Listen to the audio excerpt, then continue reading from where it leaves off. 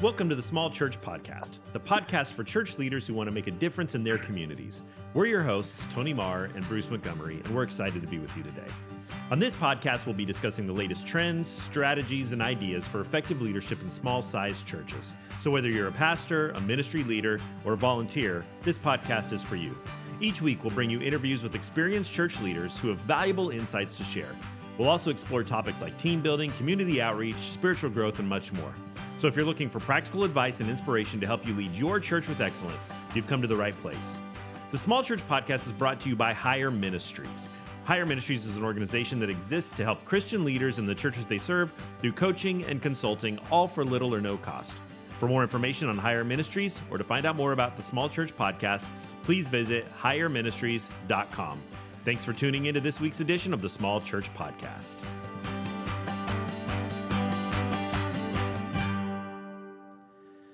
Welcome back to the Small Church Podcast. I'm your host, Tony Marr, along with my co-host, Bruce Montgomery, and we are honored that you have chosen to listen to our show today. It's a beautiful day. It's the middle of summer. The weather is hot. The birds are singing and the sun is shining. I hope that it's the same wherever you are at. Last week, we began a show talking about conflict management, navigating conflict in your church. And Bruce and I were having an incredible discussion that I feel like was very insightful. I know that I was learning a lot as over the 25 plus years that I have known Dr. Bruce Montgomery. He is my go-to for conflict management. Any issue with conflict, he's the one that I go to. And so a lot of the insights and education that he was giving us last week was just phenomenal. If you didn't get a chance to listen to last week's episode, it's available anywhere that you stream your podcasts. Go back and look for it. And because it was going so great, we decided to make it into a two-parter. So without further ado, we're going to pick up the podcast where we left off last week on navigating conflict. Bruce, we've been talking a lot about how to deal with conflict personally. But sometimes there are issues that we deal with that just simply cannot be resolved. We've gone through all of the Matthew 18 principles. We've gone through all of the step-by-step things that you've been talking about, but sometimes we just cannot reach that consensus. We just cannot reach that agreement. What do you do when you've tried everything that you can and you just are at your wit's end on how to deal with the conflict that's just festering, or maybe it's destroying your congregation? Well, Tony, that's why I don't use the word resolve, because there are some conflicts that may never be resolved. Somebody's got a grudge or going to hold something, and they'll take it to the grave. When I was in graduate school, I think the illustration the professor gave was when he says, okay, we can't always resolve things. We try to manage things. He said, there's still sometimes you'll see a person walk up and spit on somebody's grave, and I still don't agree with you. And I laugh about that, but that sometimes that kind of thing happens, and we don't want that kind of conflict. So what we want to do is find how to manage it. In the workplace, if there's not some kind of conflict, then probably the company is going to go over, because they're not going to be creating new ideas, creating new things, and doing things. So it has to be there. So they have to have a mechanism for mediating what's going out there. And part of it is, I think, still going back to that Matthew principle, is one of the things is have an open culture where you value healthy conflict. I value your input. If you have a disagreement with me, I value your input. What can we do? How can you help me? How can we help each other to come to agreement here? And so we ask for people help, or we bring in somebody like Higher Ministries. And I know, Tony, you've got a strategy and several step strategy that would help churches to begin to focus on going ahead instead of focusing on what they're unhappy about. So Bruce, when is that time? When do you think there is the time when you need to involve a third party?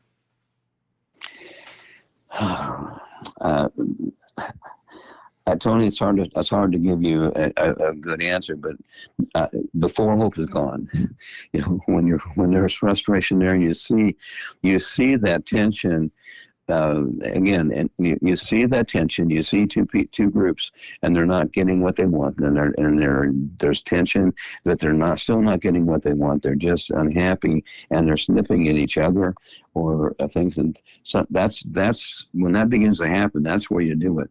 If we come to a point where we can't agree, I told Tony earlier that churches when I serve, we always work on consensus. Collaboration. We work on consensus, and if we can't come to consensus, we'll table. I encourage churches to table something until you can work it through, and maybe something gets put off 6 months.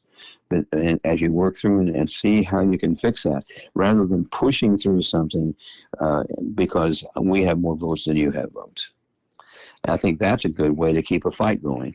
That's a good way to keep a church from becoming a conflict resolution, conflict management kind of church. They don't have a culture of everybody coming to agreement.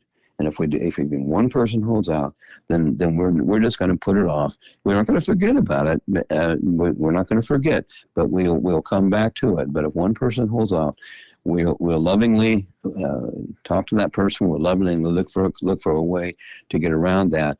But if somebody's really against it, if we pass it, they're going to be out in the congregation telling everybody how bad we are and how bad we pass it. If we don't have consensus and we have 2 or 3 people vote on things that are against the rest, and we have 10 to 3.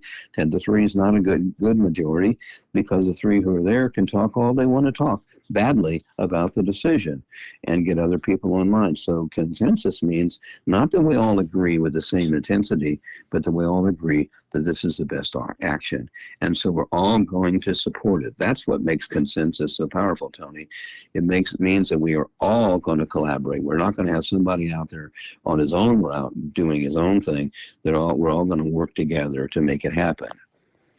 Bruce, how do you deal with someone when you're in a leadership position? How do you deal with someone that there's just a personality conflict there, that it doesn't matter how many times you try to sit down with that person, maybe there's not even a specific issue, but there's just a personality conflict? How do you deal with that in leadership? If the personality conflicts between me and another person, then one of the things I try to love the person, but I try to find somebody at that point who can mediate. And somebody on the board, somebody from the outside is probably going to be better. But what if it's not even, what if there's not even an issue? What if it's just an underlying, you've been at your church for 10 years and there's just this person that you just don't see eye to eye on anything, and you've tried to work through things, but it just seems like there's just a clash there. How do you deal with that? That's a terribly hard question, Tony. If you have somebody that just doesn't agree, and we all in the ministry, we've always had those people. We've all had those people. If it continues on, it becomes bad enough, then I really would take it to the elders, and have them in a part of it, enlist their help with it. We just can't get along, and I don't know, and I don't know what I'm doing to aggravate that, but we're just not getting along. Help me. And again, you can come back to finally, did you talk to him? Yes. Did you bring another? Yes. Did the sale work out? No. Then there may be time for somebody to depart. Bruce, what if that person is an elder? I've got a friend of mine who's dealing with a situation in their church right now where they had an elder that was just contentious about everything. They clashed, their personalities clashed with each other. They just did not get along with each other. And then this elder rotated off. He had a year of bliss in his church, and the elder was just recently voted back onto the board by the congregation. And he told me that he's just a puddle, because he said, I had a great year.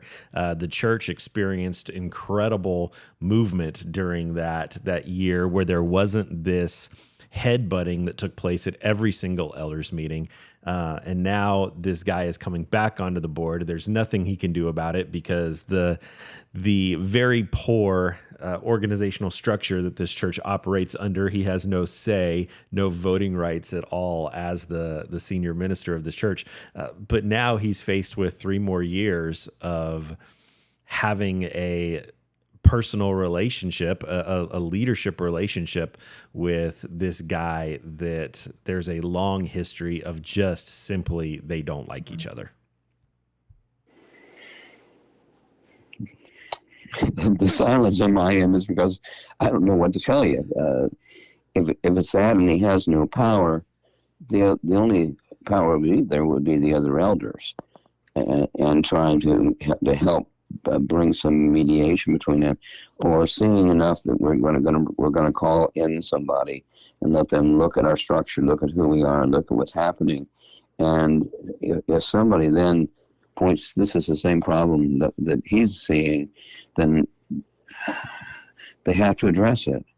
And has he gone to this fellow and tried to figure out what's the problem?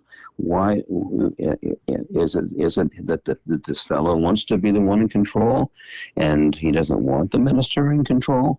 And then that's oftentimes the real problem when you get those kind of things. I want to be the one in charge, so I'm going to force things through. That's the compromise thing. Or I'm going to be, and instead of approaching like let's work together and collaborate. This guy wants to push his agenda, and maybe part of his agenda is honestly getting rid of the preacher. And the sad truth is that in a lot of churches, there's an imbalance of power in our churches, that all of the power, all of the control is held within the hands of a few people that if they don't like what you're doing, then you could be in a lot of trouble.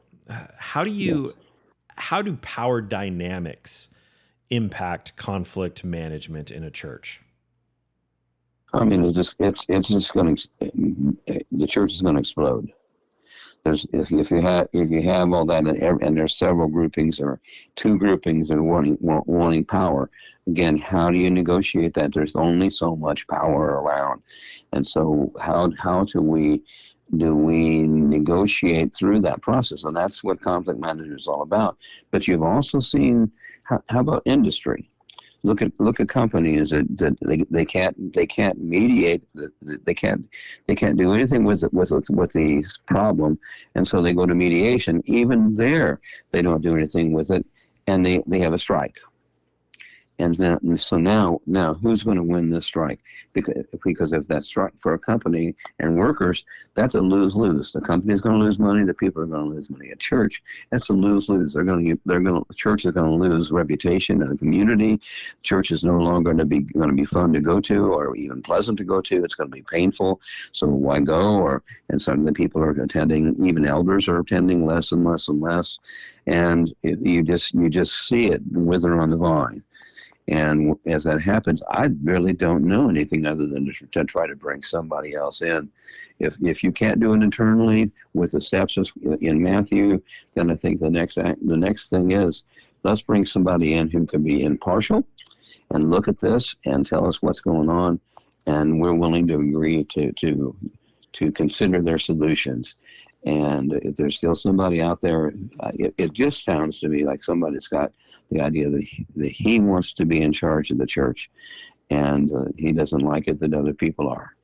So, Bruce, without this sounding like a commercial for Higher Ministries, you and I, over the years, have been in that place several times where we've been called in as that neutral third party to sit down at a board table and or in a conference room and hear both sides and help give some perspective, outside perspective into the situation, and help to navigate through the issues and the conflict.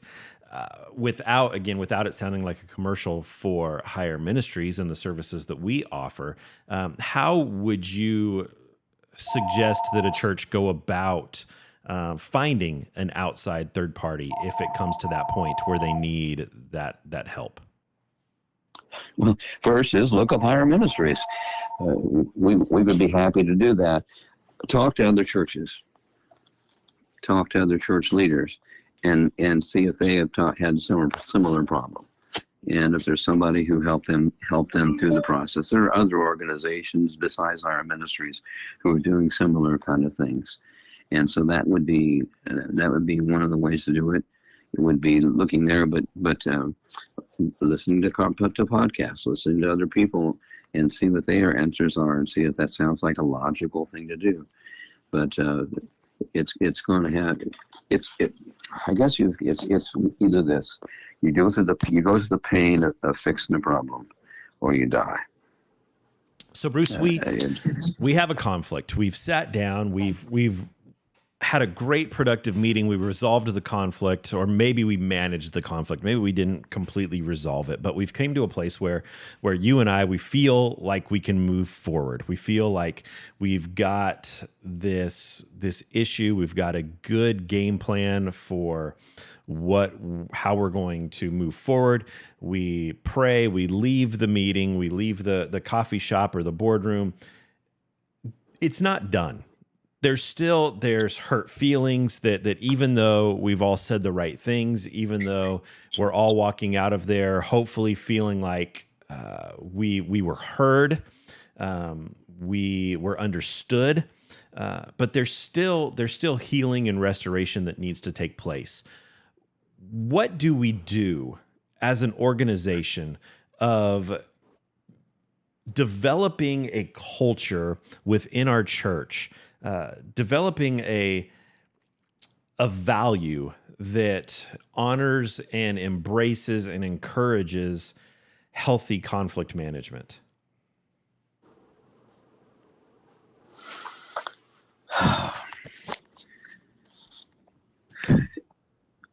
One, assuming that they have all agreed to things and we've gone through a process with them, how do we carry that process on? Is that what you're saying? Yeah. How do we not let it fester? How do we just have an honoring culture? What are the things that we need to do individually and personally to make sure that, yes, we resolved this issue, we've resolved this conflict, but how do we not go home and still harbor bitterness and let it continue to impact? I guess what I'm saying is, how important is forgiveness in conflict management? Well, I think that's the answer. You know, forgiveness is I think the key to us getting together. If we disagree with each other, that's fine, as long as we can forgive each other and go on. As long as we can agree to disagree, and work together. You know, if we end up playing the blame game, even afterwards, we know we're going to lose. I think that they've got to have this whole thing. So, prayer is a major role in this. If we have a problem with somebody, even before you go see them, pray for them. Pray for them. Pray for them. Pray for their families, and pray for the elders. Pray for the group. Pray for the process, and let God step in. It's His body, not ours. He is the head, not us. And I think we all have to realize that, and that may be part of what we have to go through here. Is the head of this church is not you. It's not you. It's not you. It's not even the elders. It's Christ. And now, how do we work together? Collaborate together to keep to get where we want to go, and to keep this culture open where we can allow for people to disagree, and we can allow for things to not be done, for consensus not to come, but we allow to stop the process at that time and not force it through. We don't go to issues where we're, again, 5-4, I win. We're going to get away from that. We're going to go to it's 10-10, and we all win. So we've got to agree to that. Everybody's got to agree to that. The leadership, especially, there has to agree to it. And if they see even little sparks of it coming, they need to have the guts to go and talk to the person, or talk to the people where that spark's coming out of, and deal with it. And it's not done necessarily to squash them, but to say, why are you doing this? What are you doing here? What are you seeing is different?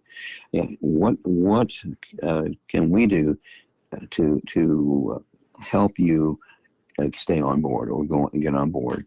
And they just gotta be persistent. I think, to me, that the times I've had to do it, I've hated to do some of the things I've had to do, but the end result was the body got better, and so did the people that I dealt with.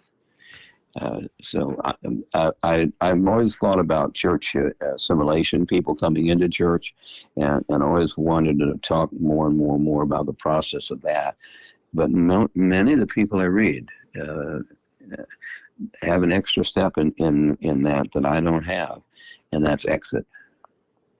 If there are some people who are just unhappy and they stay unhappy in your church, they're going to probably be unhappy in another church. But see what you can do to help them become happy. But if not letting them run the whole church. If not, then you might suggest that this is a time for them to look for another church. And that's my final step. That is, you've asked somebody to leave. But if they're continually being the thorn, we try to pull the thorn out. Yeah. And Bruce, a lot of what we've talked about, a lot of what we've addressed has been if the conflict is with you. So if the conflict is something that I'm directly involved in, I think a lot of times in the church setting, especially in a small church setting where you often have a few powerful families that make up the bulk of the church, oftentimes conflict arises within individuals in the church. It has absolutely nothing to do with the church, with what's going on at the church. It has nothing to do with the pastor, but the pastor is called in to mediate this conflict between two parties. Really quickly, do you have any practical advice for church leaders that are put in this situation where they're needing to navigate conflict between two people in their church, or two families, two groups in their church? I've not seen it often, but I think if you get into that situation to mediate something, you can't take sides. You've got to go in and do things fairly in the eyes of both parties, and try to help them again come back to where they can agree with each other and what's going on. That's the first hand. I mean, even if the one person is really wrong, and at that point in time, we may have to do more than mediating. And mediation is just helping see what they're seeing. You may have to do some other things, and that does include the church discipline or something. And again, the biggest thing for leadership is to humbly pray and humbly be transparent with people, and be accountable, and that's to each other and to the church. And they need to keep those dynamics going together. They need to humbly to approach people in these kind of situations, even if they're going to somebody that they want to say to them, Bill, you're wrong, but you need to do it in a humble way and in a loving way. That's the only way it's going to happen. Or somebody's going to come in, and at the end of that, there may be some people leave. And when I looked at those things with assimilation, that some of the biggest churches that I looked at and knew had that exit things, and there are still some times when exit is the best thing for growth. And I don't like that, but honestly, sometimes that's the only answer I've seen. So, Bruce, we spent a lot of time talking about conflict management, how to not navigate through that. We've shared several stories of how we've seen conflict infiltrate the church. In the few minutes that we have left, I wanted to take a minute and if you have any stories that you could share about positive outcomes of conflict, the way that maybe you've seen conflict in a church, in an organization, end in a way that is beneficial for everyone and actually propels the church forward? Well, the two examples that I gave you about and confronting somebody in the church. Both those came out positive. And both those, the person went on as a Sunday school, contributed, realized that that what they were doing was wrong, and began to work with the body, and we went forward with that. But I've seen sometimes where the person doesn't respond well. But I like to see the times when groups do, and I've seen it in campus ministry. I've seen people who wanted us to be something and wanted to take the body to a different way, different place, and it wasn't what the body was. We were a Christian church, campus ministry, and they wanted to take us to something else. And so working with them, lovingly working with them, actually having to ask a few people to leave, but the leaders became better leaders, and they became more loving leaders, and they confronted things as they came and tried to help people, and out of that we grew. Each time we had to do discipline. To be honest with you, the body grew in size. And I don't like that really, but that's what I've seen. If you don't do it, I see a church that could actually come in and agree with higher ministries if we're doing things, and then after we leave, they turn around and don't do anything that's suggested, and then they wonder why they're still where they were. We've had that happen a couple of times, haven't we? We have, and so vision's lost, and so when I see with this whole idea of a culture that we'll listen to other opinions, and we'll work together, and we'll find a way to put all that together, and have a really strong church, instead of one that's only doing one thing when it should be doing many things well. And so I just think that what we need to see in churches, I love it, almost be higher ministries, just stay there and help them fight through the things that go on until they get there. But sometimes they do need somebody to come in. But if not, if they're just willing to work, and the preacher's willing to love his way through that situation as far as best he can, and love those elders and those leaders and the people, and to share Christ's love, I think the church will grow. That's great. Well, Bruce, we're about out of time. Any final thoughts, any final words that you would have for any listeners out there that maybe right now, listening to this, are struggling with a conflict in their church, and they're feeling discouraged, they're feeling overwhelmed? What final thoughts and words would you have for them? One would be, you're not alone. You're not the Lone Ranger out. There are many other people feel the same way, even in your church. And try to find a way to get in touch with those needs. Try to find a way to recruit people into things that will move you forward, and you've got something new to manage. Love the people you've got. You've got to have to love them.